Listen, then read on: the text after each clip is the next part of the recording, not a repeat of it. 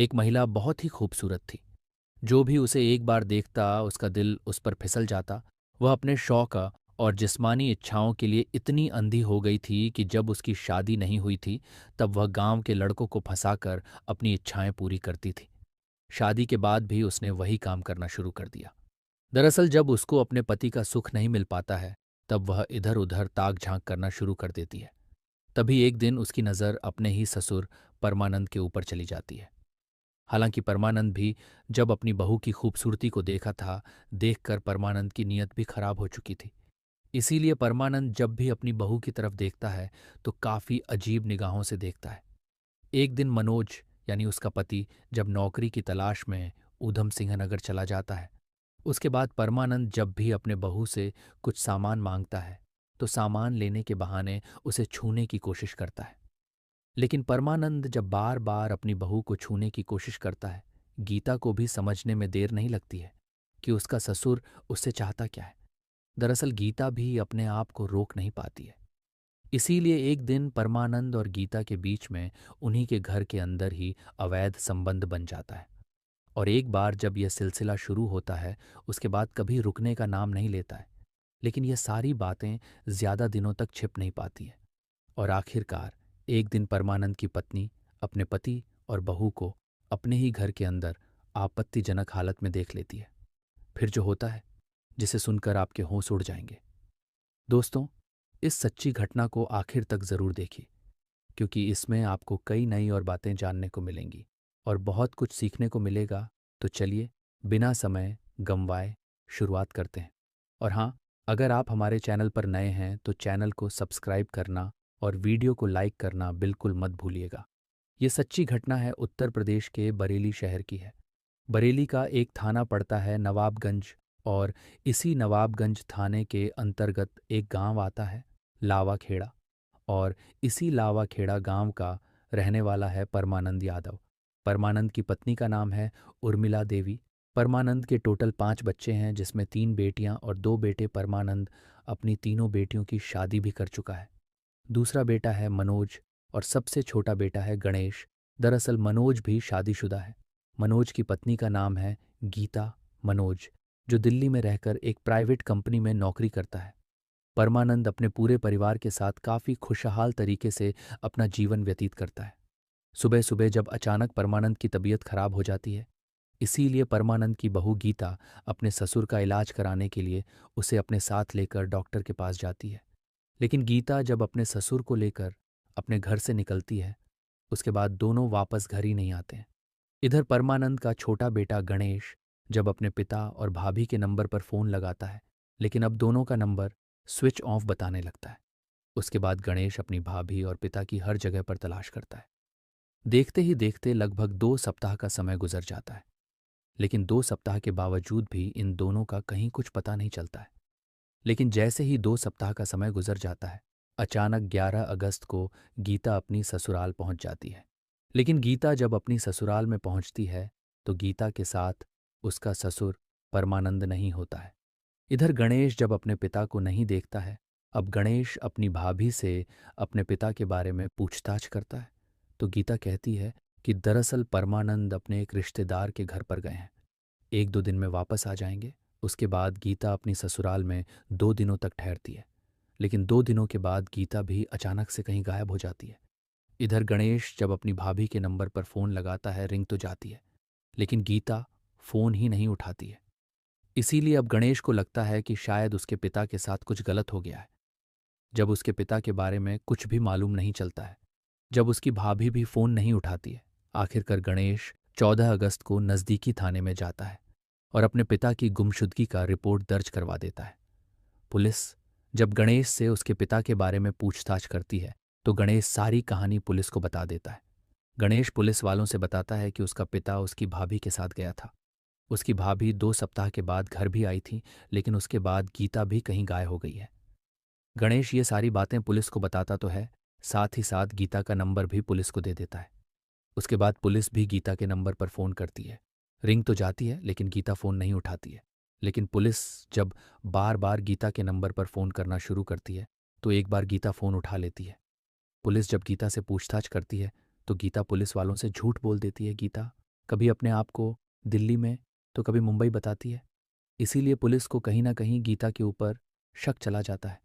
गीता जब बार बार पुलिस को चकमा देने लगती है, उसके बाद पुलिस गीता के बारे में पता लगाने के लिए उसके मोबाइल नंबर का कॉल डिटेल निकालती है।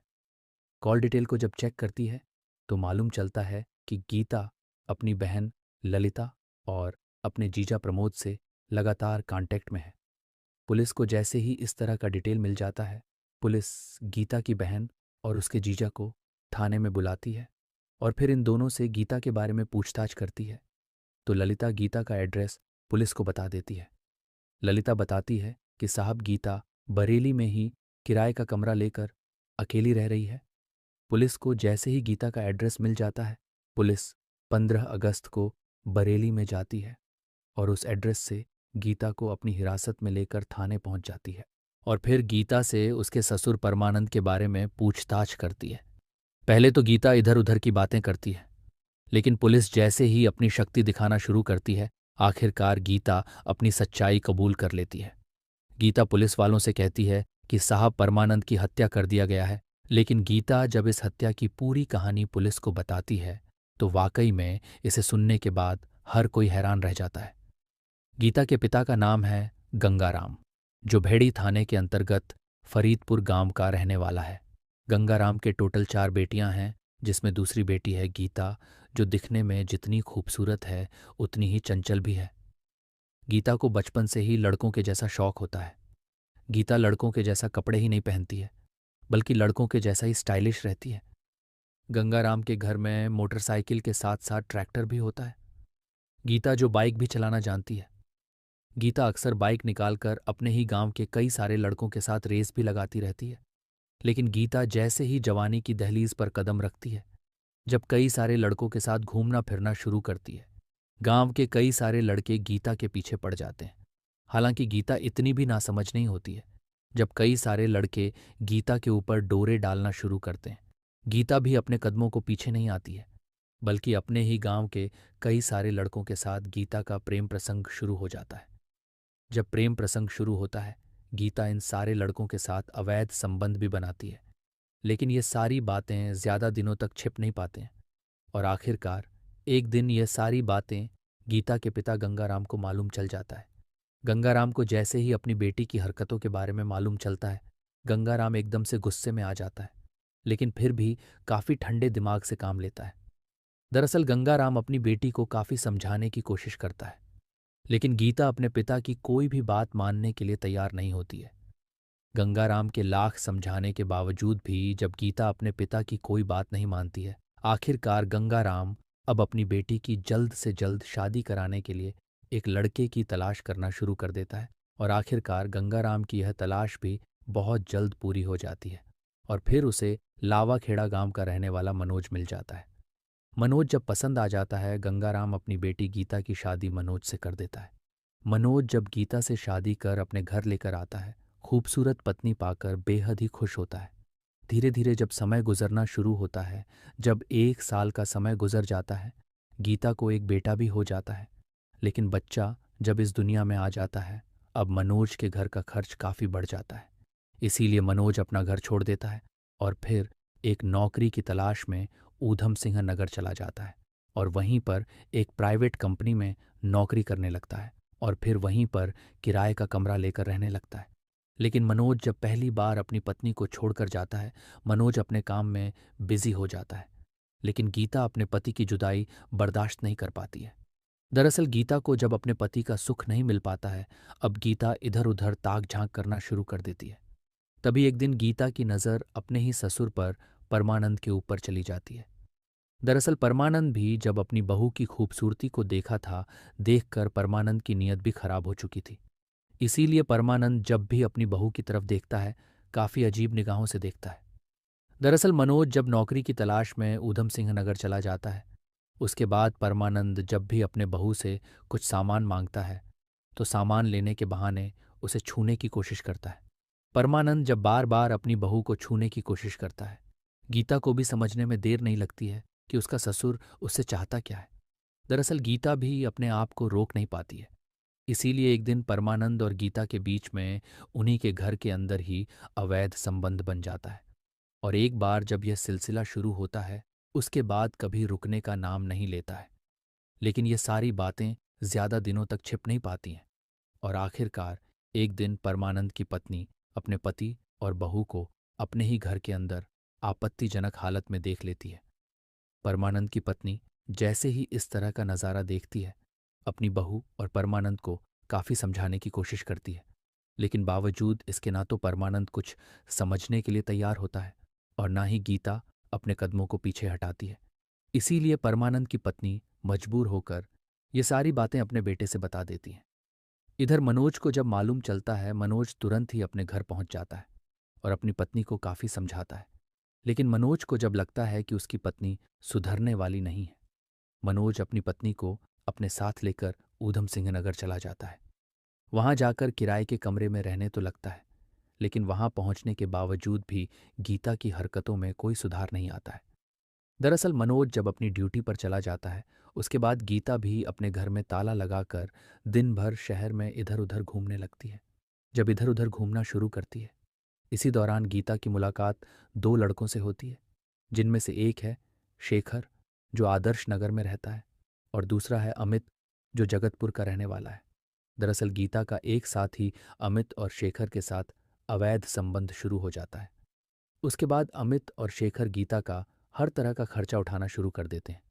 गीता अक्सर इन दोनों के साथ शहर में घूमने ही नहीं जाती है, बल्कि होटलों में भी जाती है, साथ ही साथ फिल्म देखने सिनेमा घर में भी जाती है।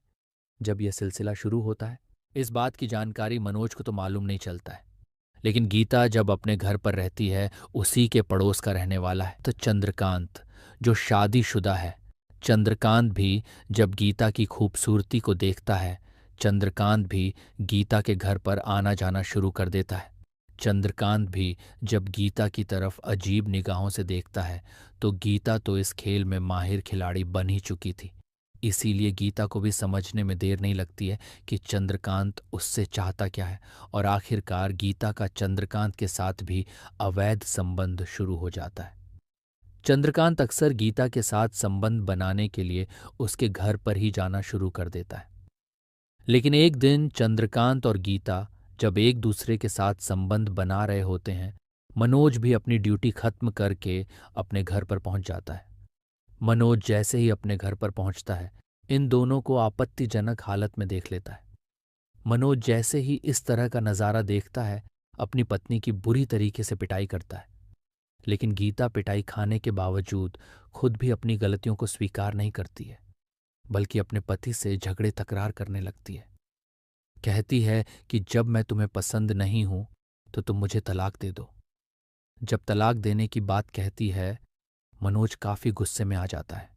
कहता है कि मैं जानता हूं तुम्हें तो कोई फर्क नहीं पड़ेगा, क्योंकि तुम्हें अपनी इज्जत को लेकर कोई परवाह नहीं है, लेकिन मुझे अपनी इज्जत काफी प्यारी है। इसीलिए सामान बांधो, हम घर चलते हैं। मनोज उसी दिन ही अपनी पत्नी को लेकर वापस घर चला जाता है, लेकिन घर आने के बाद कुछ दिन तो अपने घर पर रहता है। उसके बाद फिर से एक नौकरी की तलाश में दिल्ली चला जाता है। मनोज तो दिल्ली चला जाता है, लेकिन गीता की हरकतों में कोई सुधार नहीं आता है। चंद्रकांत, जो मीरगंज था, ने के गोनेरा गांव का रहने वाला है। मनोज जैसे ही दिल्ली चला जाता है, गीता फिर से चंद्रकांत से मुलाकात करना शुरू कर देती है। अपनी ससुराल से बाइक लेकर निकलती है और चंद्रकांत से मुलाकात करने बरेली शहर चली जाती है। वहां पर जाती है, दिन भर होटल में अपना समय गुजारती है, शाम को वापस अपनी ससुराल पहुंच जाती है। दरअसल गीता का शिवचंद्र कांड के साथ ही अभय संबंध नहीं चलता है, बल्कि अमित और शेखर को भी अपनी ससुराल में ही बुलाना शुरू कर देती है। जब इस तरह का सिलसिला शुरू होता है, जब ये सारी बातें गीता के ससुर परमानंद को मालूम चलता है, वो एकदम से गुस्से में आ जाता है। परमानंद अपनी बहू को काफी समझाने की कोशिश करता है। जब गीता को घर से बाहर निकलने में रुकावट करने लगता है, गीता अपने ससुर से लड़ बैठती है। कहती है कि तुम मुझे अपनी जागीर मत समझो। जब मैं अपने पति को कुछ नहीं समझती हो, तो तुम इस खेत की मूली हो। परमानंद के लाख समझाने के बावजूद भी गीता अपने ससुर की बात नहीं मानती है और अक्सर चंद्रकांत से मुलाकात करती रहती है, जिसकी वजह से परमानंद काफी गुस्से में आ जाता है और अपनी बहू के ऊपर दबाव डाल लगता है। जब अपनी बहू के ऊपर दबाव डालने शुरू करता है, गीता को पसंद नहीं आता है। दरअसल गीता को लगता है कि अब उसका ससुर उसके रास्ते का रोड़ा बन चुका है। इसीलिए गीता अपने ही ससुर को इस दुनिया से हटाने का तय कर देती है। जब एक दिन चंद्रकांत से मुलाकात करती है और जब दोनों संबंध बनाकर फारिग होते हैं, गीता अपने प्रेमी चंद्रकांत से अपने ही ससुर को इस दुनिया से हटाने की बात कहती है। जब अपने ही ससुर को इस दुनिया से हटाने के लिए कहती है, चंद्रकांत भी गीता के प्यार में इस प्रकार से अंधा हो चुका था कि उसका साथ देने के लिए तैयार हो जाता है। जब चंद्रकांत तैयार हो जाता है, उसके बाद गीता अपने ससुर से प्यार मोहब्बत से बातचीत करने लगती है। इसी दौरान परमानंद की तबीयत खराब हो जाती है। गीता अपने ससुर का इलाज कराने के बहाने 27 जुलाई को अपने साथ लेकर निकलती है और सीधे चंद्रकांत के पास पहुंच जाती है। जब वहां पर पहुंचती है, परमानंद की चंद्रकांत से मुलाकात ही नहीं करवाती है, बल्कि अपने ससुर से झूठ बोलती है कि चंद्रकांत ने जो भी गलतियां किया है, अपनी गलतियों पर काफी शर्मिंदा है और वह तुमसे अपनी गलतियों की माफी मांगना चाहता है। गीता जब इस तरह की बातें अपने ससुर से कहती हैं, परमानंद भी अपनी बहू की बातों में आ जाता है। दोनों जब चंद्रकांत के घर पर पहुंचते हैं, इधर चंद्रकांत अपने षड्यंत्र के तहत पहले से ही शराब की कुछ बोतल खरीद कर लाया था। दोनों जब वहां पर पहुंचते हैं, परमानंद और चंद्रकांत एक साथ ही शराब पीने लगते हैं। जब शराब पीना शुरू करते हैं, चंद्रकांत अपने षड्यंत्र के तहत परमानंद को ज्यादा मात्रा में शराब पिला देता है, जिसकी वजह से परमानंद काफी नशे में आ जाता है। परमानंद जैसे ही नशे में चूर हो जाता है, इधर गीता और चंद्रकांत परमानंद का ही गमछा लेकर उसके गले में फंसाकर तब तक जोर से खींचते हैं जब तक परमानंद की मौत नहीं हो जाती है। परमानंद जब इस दुनिया को छोड़कर चला जाता है, गीता अपनी बाइक निकालती है, खुद चलाती है। पीछे चंद्रकांत परमानंद की डेड बॉडी को इस तरीके से लेकर बैठ जाता है कि जब सड़क पर निकले तो किसी को शक ना हो कि परमानंद इस दुनिया को छोड़कर जा चुका है। उसके बाद दोनों परमानंद की डेड बॉडी को लेकर भाखड़ा नदी किनारे जाते हैं और परमानंद की डेड बॉडी को एक बोरी में पैक कर देते हैं। साथ ही साथ उसमें कुछ पत्थर भी भर देते हैं और फिर परमानंद की डेड बॉडी को नदी में फेंक कर वापस आ जाते हैं। लेकिन गीता जब वहां से वापस आती है, 2 सप्ताह तक चंद्रकांत के साथ ही रहती है। 2 सप्ताह के बाद 11 अगस्त को अपने ससुराल जाती है। लेकिन गीता जब अपनी ससुराल पहुंचती है, इधर गीता का देवर गणेश जब अपने पिता को नहीं देखता है, अपने पिता के बारे में अपनी भाभी से पूछताछ करता है। इसकी वजह से गीता को डर सताने लगता है कि शायद वह पकड़ी ना जाए। इसीलिए 2 दिनों तक अपनी ससुराल में रहती है और 2 दिनों के बाद अपनी ससुराल छोड़कर फरार हो जाती है। कुछ दिनों तक सब ठीक चलता रहा, लेकिन धीरे धीरे हालात बदलने लगे। चंद्रकांत ने गीता की बातें सुनी, उसे सहारा दिया और उसकी उदासी को समझने की कोशिश की। गीता, जो खुद को बेहद अकेला महसूस कर रही थी, धीरे धीरे चंद्रकांत के करीब आ गई। दोनों के बीच नज़दीकियां इतनी बढ़ गईं कि गीता ने एक बड़ा कदम उठाने का फैसला कर लिया। 2 दिनों तक गीता ने गहराई से सोचा और फिर अचानक अपनी ससुराल छोड़कर फरार हो गई। ये कदम उसके परिवार और ससुराल वालों के लिए किसी सदमे से कम नहीं था। जब गीता को पुलिस ने पकड़ा और पूछताछ की गई, तो उसने पूरी कहानी साफ साफ बता दी। उसने स्वीकार किया कि वह अपनी शादीशुदा जिंदगी से खुश नहीं थी और चंद्रकांत के साथ रहने के लिए उसने यह कदम उठाया। पुलिस ने उसकी तहरीर दर्ज की और फिर चंद्रकांत को भी अपनी हिरासत में ले लिया। दोस्तों, मामला इतना गंभीर था कि पुलिस ने दोनों पर कड़ी धाराओं में मुकदमा दर्ज किया और उन्हें जेल भेज दिया। देखते ही देखते यह घटना पूरे इलाके में चर्चा का विषय बन गई। लोग तरह तरह की बातें करने लगे। कोई गीता को दोषी मान रहा था तो कोई उसकी मजबूरी को समझ रहा था। ये घटना हमें एक गहरी सीख देती है। रिश्तों में जब बातचीत और समझ खत्म हो जाती है, तो इंसान अक्सर गलत रास्ते की तरफ बढ़ जाता है। शादी सिर्फ दो लोगों का बंधन नहीं होती, बल्कि दो परिवारों की इज्जत और भरोसे का सवाल होती है। लेकिन जब उसमें प्यार और सम्मान की जगह खत्म हो जाती है, तो कई बार ऐसे बड़े और खतरनाक फैसले सामने आते हैं। दोस्तों, इस घटना को साझा करने का मेरा मकसद किसी का दिल दुखाना या आहत करना नहीं है। मेरा असली उद्देश्य सिर्फ आपको जागरूक और शिक्षित करना है, ताकि हम सब इससे सीख लेकर अपनी ज़िंदगी को और बेहतर बना सकें। हमें समझना होगा कि अगर किसी रिश्ते में परेशानी है, तो उसका हल बातचीत, समझ और कानून के ज़रिए निकाला जाना चाहिए, न कि भागकर या समाज से छिपाकर। आप इस पूरी घटना के बारे में क्या सोचते हैं? क्या गीता का यह कदम सही था या फिर उसने जल्दबाजी में एक बड़ी गलती कर दी? अपनी राय हमें कमेंट बॉक्स में ज़रूर लिखिएगा।